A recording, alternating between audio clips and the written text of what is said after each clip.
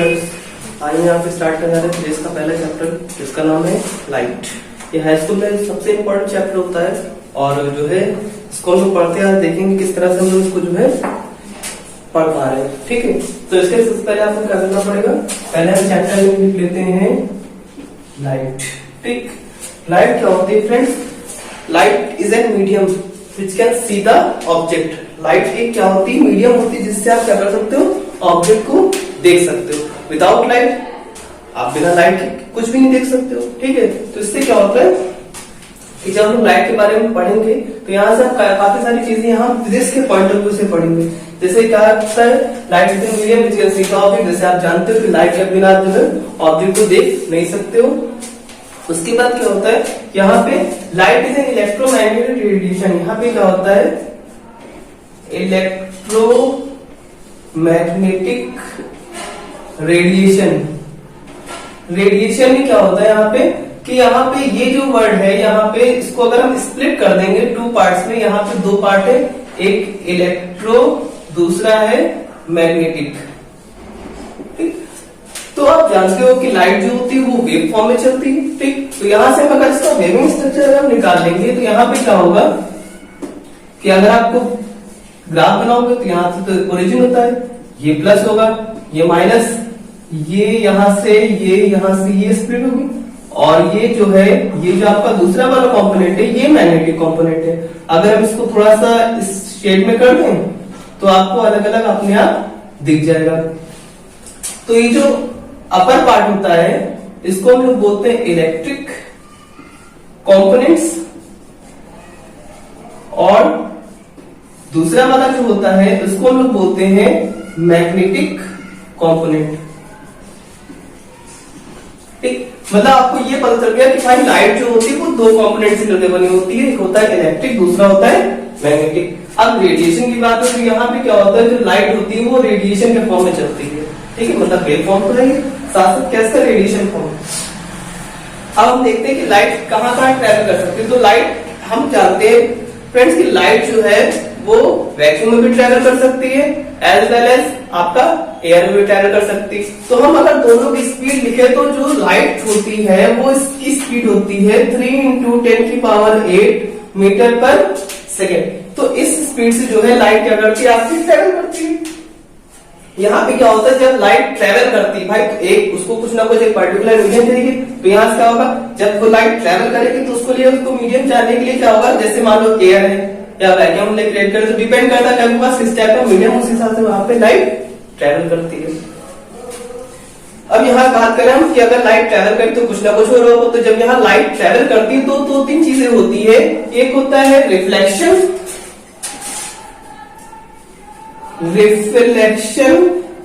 Of light, दूसरा आपके पास होता है रिफ्लेक्शन ऑफ लाइट, तीसरी होती है स्कैटरिंग ऑफ लाइट, चौथा के पास होता है इंटरफेरेंस ऑफ लाइट, पांचवा के पास होता है डिफ्रैक्शन ऑफ लाइट, अगला आपके पास होता है dispersion of light, dispersion of light. इसके बाद जो होता है, डिस्पर्जन के बाद होता है पोलराइजेशन, पोलराइजेशन ऑफ लाइट। तो हमने देखा यहाँ पे लाइट कई सारे फेज में होता है। अगर उसके बाद मीडियम रिक्वायरमेंट है, एक मीडियम रिक्वायरमेंट तो रिफ्लेक्शन हो जाएगा, दो मीडियम की रिक्वायरमेंट तो वहां पे क्या हो जाएगा, रिफ्लेक्शन हो जाएगा। स्कैटरिंग मतलब होता है इसका, स्कैटर मतलब फैलना, इंटरफेरेंस, डिफ्रैक्शन, डिस्पर्जन हम लोग जैसे प्रिज्म के साथ कर सकते हैं। और पोलराइजेशन की लाइट कितनी पोलर होती है कि वो क्या कर सकती है कि कभी किसी को रोटेट कर सकती है, नहीं रोटेट कर सकती, उसको हम लोग बोलते हैं पोलराइजेशन ऑफ लाइट। उसके बाद हमको सबसे पहले फिजिक्स का टॉपिक जब देख रहे हैं, उसमें देख रहे हैं हमको सबसे पहले टॉपिक यहाँ पे पढ़ना है रिफ्लेक्शन। रिफ्लेक्शन के लिए फ्रेंड्स क्या होता है कि जब आप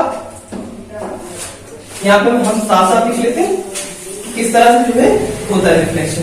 तो रिफ्लेक्शन के लिए फ्रेंड्स हमको क्या करना है, यहाँ पे हमको रिफ्लेक्शन क्या होता है सबसे पहले हमको ये देखना है। तो reflection of light, of light. यहाँ पे क्या होता है कि जब रिफ्लेक्शन होता है तो जैसे कि मान लीजिए आप अंधेरे कमरे में बैठे, ठीक, आपके पास एक सोर्स है जिसको हम बोले टॉर्च। आपने यहाँ से टॉर्च जैसे ही प्रेस करोगे, आगे कमरे में अंधेरा है, तो क्या होगा, यहाँ से लाइट वहां तक जाएगी, कहां तक जाएगी, जहां पे उसकी कैपेसिटी होगी, जहां तक वो जा पाएगी। उसके बाद क्या होगा कि उसका कुछ पोर्शन जो होगा वो कम बैक आ जाएगा फर्स्ट मीडियम, जहां से लाइट सोर्स शुरू हो रही थी वहीं पे आ जाएगा। तो ये जो फिनोमेना होता है, ये जो प्रोसेस होता है, इसको हम लोग क्या बोलते हैं, इसको बोलते हैं हम लोग रिफ्लेक्शन ऑफ लाइट। मतलब आपने यहाँ सोर्स से लाइट जलाया, यहाँ से लाइट ट्रेवल हुई, ट्रेवल थ्रू एयर या थ्रू वैक्यूम में। तो या तो एयर में ट्रेवल हो गया तो वैक्यूम में, दो ही चीजें मिली आपके पास है। यहाँ पे क्या होगा, जब आप ट्रेवल कराओगे लाइट को तो वहां से जाएगी, जहां तक की गई वहां से क्या होगा, उसके पास कुछ ना कुछ पोर्शन होगा, वहां से क्या टकरा के क्या होगी, वापस आ जाएगी। जो ये फिनोमेना होता है इसको हम लोग क्या बोलते हैं, इसको हम लोग बोलते हैं रिफ्लेक्शन ऑफ लाइट। तो यहाँ पे जैसे कि मान लो आपके पास ये है, ठीक, ये आपके पास सोर्स है, मान लीजिए यहाँ टॉर्च बना दिया, और ये आपके पास वॉल है, यहां से लाइट ट्रेवल होके गई और क्या हो जाएगा, जब टकरा करके ये वापस आएगी, ये रेजेस जो है टकरा करके वापस आएंगी, इस फिनोमेना को हम लोग बोल रहे हैं रिफ्लेक्शन ऑफ लाइट। भाई आपके पास यहाँ पे कुछ ना कुछ एक ऐसा सोर्स होना चाहिए जिससे क्या हो, लाइट की रेजेस जो हो वो क्या हो, स्प्लिट मतलब टकरा करके वापस आए, इसको हम लोग बोलते हैं reflection of light. Reflection of light आपके पास दो टाइप से होते हैं। रिफ्लेक्शन आपके पास यहाँ पे दो टाइप में हो जाएगा। एक होगा आपके पास, अगर सरफेस के ऊपर डिपेंड करता है कि रिफ्लेक्शन दो टाइप का है। यहाँ पे जो सरफेस है, सरफेस दो टाइप की आपके पास है। अगर हम देख रहे हैं तो रिफ्लेक्शन दो टाइप से हो सकता है। एक आपके पास होता है रेगुलर रिफ्लेक्शन, और दूसरा आपके पास होता है इर्रेगुलर रिफ्लेक्शन। ठीक, रेगुलर रिफ्लेक्शन में क्या होता है, आपके पास सरफेस के नेचर डिपेंड करेगा। मान लीजिए आपके पास कोई सरफेस है, बिल्कुल फ्लैट सरफेस है, तो वहां पे क्या होगा, लाइट कंटिन्यूअसली आएगी, कंटिन्यूअसली रिफ्लेक्ट होकर चली जाएगी। जैसे हम अगर बात कर रहे हैं यहाँ पे, तो अगर इस सोर्स को देखें तो यहाँ पे आपके पास क्या है, ये आपके पास मान लीजिए कोई मिरर है, ठीक है, यहाँ पर लाइट क्या हो रही है, बीम से आ रही है और यहीं से क्या होती जा रही, वापस होती जा रही, मतलब एक सोर्स से आ रही, इसी सोर्स से क्या हो रही, वापस चली जा रही। तो यहाँ पे क्या हो रहा है, जिसको हम लोग बोले रेगुलर रिफ्लेक्शन। यहाँ पे सरफेस आपके पास कैसी थी, यहाँ पे सरफेस आपके पास जो होगी वो प्लेन सरफेस होगी, मतलब बिल्कुल स्मूथ सरफेस होगी, जहां से आसानी से क्या होगा, लाइट का रिफ्लेक्शन हो जाएगा।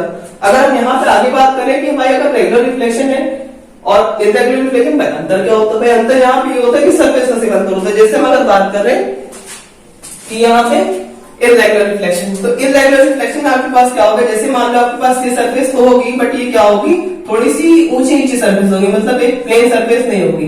तो यहाँ पे जो होता है इसको हम लोग बोलते हैं इर्रेगुलर रिफ्लेक्शन, या इसको दूसरे वर्ड में हम इसको बोल सकते हैं, जैसे कि यह है आपके पास, ये इनकमिंग लाइट है, ठीक, ये आउटकमिंग लाइट है, मतलब जो लाइट आ रही है जा रही, देखिए आपके पास एक कोई रिपीटिंग पैटर्न है नहीं, कहीं कोई किधर जा रहा है, कहीं कोई किधर जा रहा है, ठीक। तो इसको हम लोग बोल रहे हैं, इसको बोले इर्रेगुलर रिफ्लेक्शन। यहाँ पे आपके पास सरफेस आपके पास यूं भी हो सकता है, अब जैसे यहाँ पे ये है, ये स्प्लिट होकर इधर भी जा सकती है, तो इसमें कोई रिपीटिंग पैटर्न है नहीं लाइट के रिफ्लेक्शन का, ठीक। यहाँ पे हम लोग इसको बोल रहे हैं इर्रेगुलर रिफ्लेक्शन, या हम इसको अगर दूसरे वर्ड में बोले, इसको बोलते हैं डिफ्यूज रिफ्लेक्शन। Diffuse reflection. तो दोस्तों अभी यहाँ तक देखा कि आपके पास लाइट में जो रिफ्लेक्शन होता है, रिफ्लेक्शन आपने अभी बताया कि जो है जब लाइट जाएगी सेम बैक के फर्स्ट मीडियम में वापस आ जाएगी, तो उसे हम लोग क्या बोलते हैं, रिफ्लेक्शन ऑफ लाइट। रिफ्लेक्शन जो है दो टाइप से, रेगुलर और दूसरा इर्रेगुलर। रेगुलर में क्या होता है, आपके पास सरफेस स्मूथ रहती है, इर्रेगुलर में क्या होता है, सरफेस स्मूथ नहीं रहती, मतलब आपके पास ऊंची नीची सरफेस होगी, तो आपके में जो लाइट में जो रिफ्लेक्शन होगा वो नहीं हो पाएगा। आगे हम लोग इसके आगे पढ़ते हैं, देखते हैं और किस टाइप और कितना क्या इसके अंदर है कॉम्प्लिकेशन है थोड़ा सा लाइट के अंदर। तो हम सबसे पहले पढ़ते हैं reflection of light through plane mirror. Plane mirror में क्या होता है कि यहाँ पे लाइट सेम मीडियम में रिफ्लेक्ट होती है, बट यहाँ पे क्या थोड़ा सा चेंज हो जाता है कि जैसे आपके पास ये कोई आपके पास सरफेस है, मिरर है कोई आपके पास, प्लेन मिरर, आपको पता है मिरर दो टाइप तीन टाइप से होते हैं, एक प्लेन मिरर होता है, दूसरा कॉनकेव कॉन्वेक्स। ठीक, यहाँ पे क्या है कि आपके पास मिरर जो है यहां से लाइट आई और यहां से क्या हो रिफ्लेक्ट होके वापस चलेगी। ये लाइट जहां से आ रही है वहां से रिफ्लेक्ट होके क्या हो रही है वापस जा रही है, एक पॉइंट से वापस जा रही है। जैसे आपके पास यहाँ पे एक पॉइंट बना हुआ है तो इस पॉइंट से वापस जा रही है। ठीक, ये जो आपके पास है ये मिरर जो है वो आपके पास M1 और M2 है। ये आपके पास पॉइंट जहां से रिफ्लेक्शन हो रहा है यहाँ पे पॉइंट आपके पास कौन सा है O है। ठीक, ये जो लाइट आती है इसको हम लोग बोलते हैं इंसिडेंट रे। ठीक, और जो जा रही है उसको हम लोग क्या बोलते हैं रिफ्लेक्ट होकर जा रही है रिफ्लेक्टेड रे। यहां पे जो एंगल बनेगा वो आई होगा मतलब एंगल ऑफ इंसिडेंस, यहां पे जो एंगल बनेगा वो आर होगा जिसको हम बोलते हैं एंगल ऑफ रिफ्लेक्शन। ठीक, यहां तक की जो आप पढ़ ली इसके बाद आपने देखा कि यहाँ पे लाइट तो रिफ्लेक्ट हो रही है, आपके पास से मिरर लगा हुआ लाइट यहाँ से रिफ्लेक्ट होकर जा रही है, यहाँ से आ रही है और यहाँ से इस पॉइंट से रिफ्लेक्ट होकर जा रही है।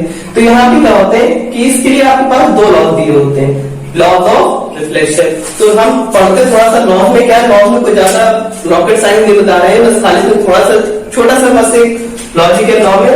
लॉ में क्या होता है हम पहले लिख लेते हैं laws of reflection, laws of reflection. Laws of reflection आपके पास क्या है, यहाँ पे सबसे पहले आपके पास इंसिडेंट लाइट या इंसिडेंट रे, इंसिडेंट रे, दूसरा आपके पास रिफ्लेक्टेड रे एंड द, और ये आपके पास होता है ये दोनों लाइन को जो बीच से दो पॉइंट बैठ कर तो सिंपल क्या होता है normal, and the normal are in the same plane. ठीक, तो सबसे पहले हम फर्स्ट लॉ को जस्टिफाई कर देते हैं कि आपके पास क्या होता है जो इंसिडेंट रे होगी, जो रिफ्लेक्टेड रे होगी और जो नॉर्मल होगा वो क्या होगा एक ही प्लेन में होगा। रिफ्लेक्शन का देखिए कितना बड़ा कि जो इंसिडेंट रे जो रे आ रही है जो रिफ्लेक्ट होगी जा रही है वो क्या है आपके साथ एक ही प्लेन में है। तो फर्स्ट लॉ आपके पास ये बोलता है। सेकंड लॉ आपके पास क्या बोलता है the angle of incident is equal to angle of reflection। मतलब यहाँ पे क्या है जो आपके पास एंगल ऑफ इंसिडेंस है वो इक्वल है इसके एंगल ऑफ रिफ्लेक्शन के। तो एंगल आई जो है वो किसके बराबर, एंगल आर के बराबर, मतलब दोनों एंगल क्या होंगे इक्वल होंगे। तो यहाँ पे हमने देखा कि आपके पास रिफ्लेक्शन जो है लॉ ऑफ रिफ्लेक्शन जो है उसमें दो लॉ आपको दिए हुए हैं।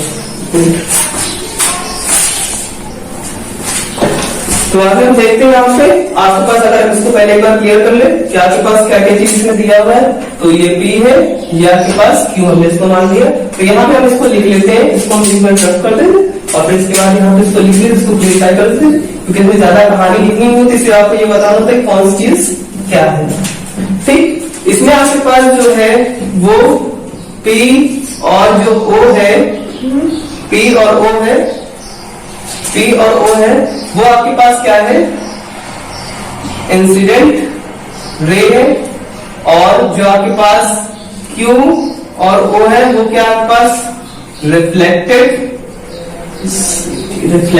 रे है। ठीक, और जो एंगल जो ये I है वो आपके पास क्या है, वो आपके पास एंगल ऑफ इंसिडेंट है, और जो आपके पास एंगल R है वो आपके पास क्या है एंगल ऑफ रिफ्लेक्शन है। ठीक, दूसरा आपके पास जो जिसको हम मान लेते हैं N और O, ये आपके पास N और O है वो क्या है आपके पास नॉर्मल, और आपके पास पता है M1 M2 क्या है, M1 M2 क्या है मिरर है। तो यहां तक हमने देखा कि आपके पास जो है जो PO है वो जो लाइन आ रही है जो आ रही है वो आपके पास क्या इंसिडेंट रे, जो ये रे जा रही है ये आपके पास क्या रिफ्लेक्टेड रे है। यहाँ पे जो एंगल I बना हुआ है वो क्या एंगल ऑफ इंसिडेंस है, जो एंगल R बना हुआ क्या एंगल ऑफ रिफ्लेक्शन है, जो N और O है वो आपके पास नॉर्मल है, और जो M1 M2 ये आपके पास क्या है मिरर। तो यहाँ पे हमने इसको जस्टिफाई कर लिया। इसके आगे हम पढ़ने जा रहे हैं थोड़ा सा कौन सा है जिसको हम लोग बोलते हैं कि किस तरह से रिफ्लेक्शन हमने प्लेन मिरर का देख लिया। अगर यही रिफ्लेक्शन हमको जो है स्फेरिकल मिरर में देखना हो कि किस तरह से स्फेरिकल मिरर में रिफ्लेक्शन होता है उसके अंदर देखना हम किस तरह से पढ़ेंगे। तो तो हमें देखना है यहाँ पे प्लेन मिरर का तो आपको पता चल गया। आप देखते हैं स्फेरिकल मिरर। तो दोस्तों स्फेरिकल मिरर क्या होता है?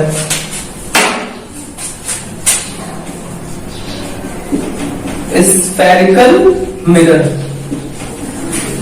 स्फेरिकल मिरर में क्या होता है, यहाँ पे मान लीजिए कि ये एक ग्लास का बना होता है, ग्लास मतलब शीशे का बना होता है, ग्लास का बना होता है। तो उसमें हम लोग क्या करते हैं कि इसमें हम लोग पॉलिश एक साइड करते हैं। जैसे आपके पास ये स्फेरिकल मिरर होगा, स्फेयर मतलब 3D होगा, स्फेरिकल मिरर आपके पास ये बना हुआ है, ठीक। यहाँ पे क्या होगा कि हम इसको किसी स्फेयर से हम लोग कट कर देंगे और यहाँ से क्या होगा कि आपके पास दो टाइप के आपके पास निकल आएगा।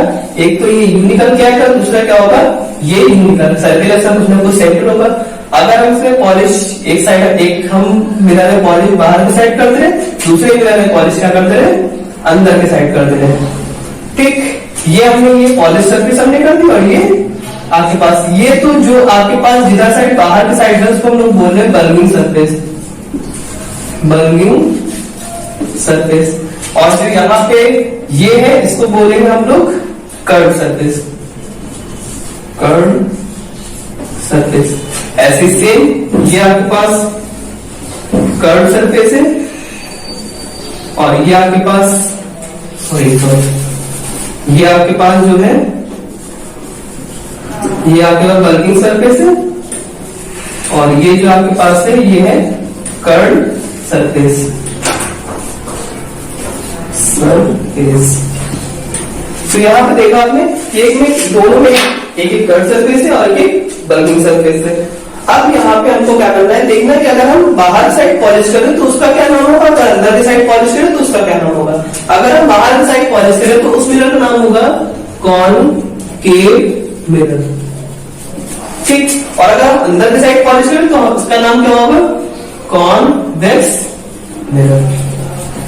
तो देखिए हमने खाली पॉलिश की साइड चेंज कर दी, वहां से क्या हो गया, मिरर चेंज होगा। जब मिरर चेंज हुआ तो इसके लिए रिफ्लेक्टिंग सरफेस कौन सी है, अंदर की साइड है, और इसके लिए रिफ्लेक्टिंग सरफेस किधर साइड है, इसके लिए बाहर की साइड है। तो यहाँ पे देखा कि आपने यहाँ पे दो टाइप से आपके पास मिरर होते हैं, spherical mirrors are two types, that is concave mirror and convex mirror. अगर हम पॉलिश बाहर की साइड करेंगे तो आपके पास क्या होगा, कॉनकेव मिरर होगा। पॉलिश अगर अंदर की साइड करेंगे मतलब कर्व सरफेस से करेंगे तो क्या होगा, कॉन्वेक्स मिरर होगा। तो यहाँ टू टाइप से आपके पास जो मिरर दिए हुए ये किसी एक स्फेरिकल मिरर का पार्ट है। अब ये जो आपके पास होगा ये होगा रिफ्लेक्टिंग सरफेस, रिफ्लेक्टिंग सरफेस होगा। ऐसे सेम यहाँ ये भी क्या होगा, ये आपके पास रिफ्लेक्टिंग सरफेस होगा, ठीक है। नेक्स्ट वीडियो में बात करेंगे इसकी क्या बेसिक्स है इसकी टर्मिनोलॉजी क्या है और इसके आगे किस तरह से हम लोग उसमें रिफ्लेक्शन कराते हैं।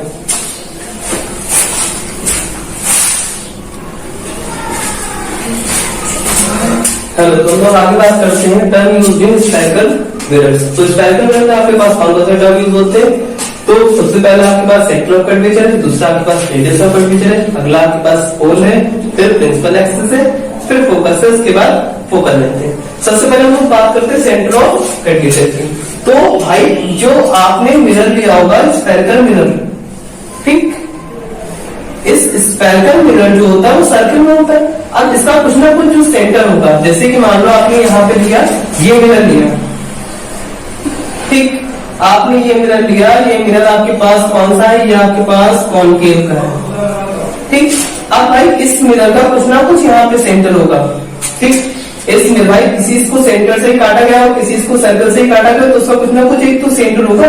जो ये सेंटर होगा इसे हम लोग बोलते हैं सेंटर ऑफ कर्वेचर, ठीक। उसके बाद आपके पास आता है रेडियस। अब यहाँ से अगर हम किसी भी डायरेक्शन में चलें तो आपके पास क्या होगी, रेडियस होगी, मतलब यहाँ से यहाँ तक की जो डिस्टेंस होगी ये यहाँ से यहाँ तक की डिस्टेंस जो उससे हम लोग क्या बोलेंगे, उससे हम लोग बोलेंगे रेडियस, ठीक। उसके बाद आता है आपके पास पोल। तो जहां पे रिफ्लेक्टिव सरफेस, जहां पे पॉइंट यहाँ पे आता है, इसको हम लोग बोल रहे हैं पोल। और उसके बाद आपके पास प्रिंसिपल एक्सिस, तो वो लाइन जो पास होती किधर से, जो प्रिंसिपल एक्सिस और पोल के बीच से पास होते हैं उसे हम लोग, सॉरी, जो सेंटर ऑफ कर्वेचर और पोल के बीच से पास होते हैं उसे हम लोग बोलते हैं प्रिंसिपल एक्सिस, ठीक। अब हम इस तरह देखते हैं कि इसमें चारों पॉइंट कहां से एक जगह आ जाएंगे, तो इसके लिए हमको क्या करना है, इसको एक बार रफ कर देते हैं। उसके बाद हम इसके आगे देखते हैं किस तरह से हम जो है एक सर्किल में हम देखते हैं किस तरह हम करेंगे। यहाँ पे आपके पास हमने मान लिया कि आपके पास एक सर्किल बना हुआ है, ठीक, एक मिरर बना हुआ है। यहाँ पे हमने इसको क्या कर लिया, इसको बना लिया ऐसे। यहाँ पे इसका ये क्या है, सेंटर है, इसको हम लोग क्या बोलते हैं, सेंटर ऑफ कर्वेचर। यहाँ से ये लाइन पास के जो सेंटर ऑफ कर्वेचर है यहाँ से पास जाते हैं, इसको हम लोग क्या बोलते हैं, प्रिंसिपल एक्सिस। ये आपके पास पॉइंट P है। यहां से यहां तक लाइन जो होगी उसे हम लोग क्या बोलेंगे, रेडियस ऑफ कर्वेचर। ये आपकी लाइन कौन सी है, ये लाइन प्रिंसिपल एक्सिस। ठीक, अब किस तरह से देखते हैं, आपके पास ये चारों पॉइंट आपको पता चल रही है। आपके पास मिला है सेंटर ऑफ कर्वेचर, ये है सेंटर ऑफ कर्वेचर को हम लोग सी से डिनोट करते हैं, और हम लोग बी से डिनोट करते हैं, और रेडियस ऑफ कर्वेचर हम लोग डिनोट करते हैं किससे, आर से।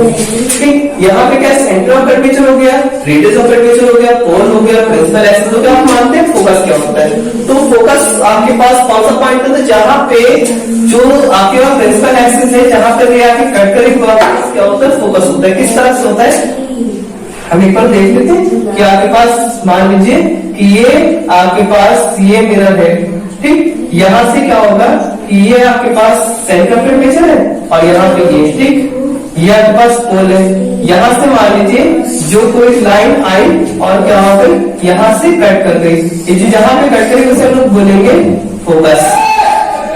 क्या बोलेंगे, फोकस बोलेंगे। मतलब जहां पे पहली लाइन जो ये कट कर रहे उसे हम लोग क्या बोलेंगे, फोकस बोलेंगे। ठीक, यहाँ तक आपको समझना है कि आपके पास यहाँ जो आएगा इसको बोले फोकस, और फोकस को डिनोट करते हैं एफ से। अब आपकी फोकल लेंथ की बात, फोकल लेंथ की बात आपके पास क्या होगी, यहाँ से यहाँ तक जो डिस्टेंस होगी इसे हम लोग बोलेंगे फोकल लेंथ। ठीक, तो अगर हम इसको एक मिरर में देखेंगे किस तरह से आपके लाइट में रिफ्लेक्शन होता है, किस तरह से आपके पास रिफ्लेक्शन होता है बाय स्पेक्ट्रम मिरर के थ्रू, किस तरह से रिफ्लेक्शन होता है उसमें देख लेते हैं। एक बार हम इसका डायग्राम बना लेते हैं कि किस तरह से आपके पास रिफ्लेक्शन होता है। तो जैसे आपके पास ये एक मिरर है कोई भी, ठीक, ये आपके पास सेंटर ऑफ कर्वेचर है। अब बाद में आपको याद हो जाएगा कि हाँ कौन सी चीज क्या चीज है। यहाँ पे ये पोल है, ये सेंटर ऑफ कर्वेचर है, और यहाँ पे मान लीजिए आपके पास कोई भी जो है रेज आ रही है, और रेज आके यहाँ पे कट कर दी, अगली रेज जो है आ रही है उससे भी कट कर दी यहाँ पे। तो ये जो देख रहे जो रेज आने का साइन हम दिखाना होगा कि किधर से रेज आ रही है, जाने का साइन दिखाना किधर जा रही है। यहाँ पे फिर ये होता है, इसे हम लोग बोलते हैं फोकस। ये आपके पास क्या है, फोकस ऑन कॉनकेव मिरर। और अगर इसी चीज को हम अगर कॉन्वेक्स से बना लेते तो आपके पास क्या होगा कि आपके पास ये कॉन्वेक्स है, जैसे सेम होता कॉनकेव वैसे होता कॉन्वेक्स में। ये आपके पास ये, और यहाँ पे ये इसका सेंटर ऑफ कर्वेचर होगा, ये कोण होगा, ये प्रिंसिपल एक्सिस आपको पता है। यहाँ से लाइट जाएगी, रेज जाएगी, और यहाँ से क्या होगा कि ये रिफ्लेक्ट होके इधर से साइड है, तो इसका एक डॉटेड इमेज आपको जो है दिखाई देगी। ये जो होगा यहाँ पे ये फोकस होगा, ठीक है। तो आपने देखा कि आपके पास ये लाइट आपको दिखानी पड़ेगी किस तरह से जा रही है और किस तरह से ये आ रही है। तो आपने देखा यहाँ पे कि आपके पास सारे पॉइंट जस्टिफाई हो गए। सेंटर ऑफ कर्वेचर ये है, रेडियस ऑफ कर्वेचर यहाँ से यहाँ तक डिस्टेंस है, पोल आपके पास पता है, प्रिंसिपल एक्सिस पता है, फोकस पता है, फोकल लेंथ पता है। हम इसको अगर हम थोड़ा सा और अच्छा करने के लिए हम उसको क्या करेंगे कि हम देखते हैं किसमें किसमें क्या रिलेशनशिप होता है। तो इस रिलेशनशिप को पढ़ने के लिए आप जो है देखना पड़ेगा कि मान लीजिए आपको करना है कि relationship between radius of curvature and focus. तो फोकस और रेडियस ऑफ कर्वेचर में रिलेशनशिप क्या होता है, relationship between radius of curvature and focal length. यहाँ पे आपके पास रिलेशनशिप है, तो हम जानते हैं कि रिलेशनशिप जो है m बराबर क्या होता है r/2। मतलब अगर फोकल लेंथ निकाले तो रेडियस का क्या कर देंगे, हाफ कर देंगे। ये आपके पास एक लॉन्ग डेरिवेशन है जिसको हम इसमें नहीं बताएंगे, अगर कभी आपको जरूरत पड़ेगी तो हम आपको बता देंगे, बट अभी नहीं बताएंगे। अगर हम इसके यहाँ से अगर रेडियस निकाले तो क्या हो जाएगा, रेडियस पर आपके पास फॉर्मूला हो जाएगा 2f। यहाँ पे फोकल लेंथ और आपके पास यहाँ पे क्या है रेडियस है। इस हिसाब से आपके पास मिरर फॉर्मूला आता है।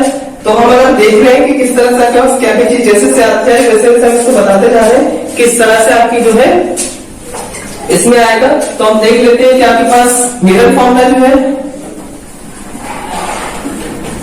मिरर फॉर्मूला जो है वो आपके पास किस तरह से होता है, तो वो आपके पास 1/v plus 1/f equal to 1/v plus 1/u। इस फॉर्मूले रहते हैं। यहाँ पे आपके पास जो f होता है वो आपके पास क्या है, फोकल लेंथ। v जो है वो आपके पास इमेज डिस्टेंस, ठीक, फ्रॉम द पोल या फ्रॉम द मिरर। और आपके पास जो u होता है, u आपके पास क्या है, object distance, distance from the pole. तो इसी चीज हम देखें कि आपके पास यहाँ पे किस तरह से हम इस पे किस तरह से कौन सा फॉर्मूला कहां पे लगा सकते हैं। डिपेंड करेगा आपके पास मिरर कौन सा है, डिपेंड करेगा आपके पास फॉर्मूला कौन सा यूज करें। इसके लिए आपको क्या करना पड़ेगा, इसके लिए आपको अगर ये भी फॉर्मूला ट्राई करना तो इसके लिए भी लॉन्ग डेरिवेशन है, इसके लिए आपके पास लॉन्ग डेरिवेशन है। किस तरह से आप जो है इसको जस्टिफाई करेंगे। तो हम देखिए कैसे इसमें जो है साइन कन्वर्जन किस तरह से देख रहे हैं उसके अंदर।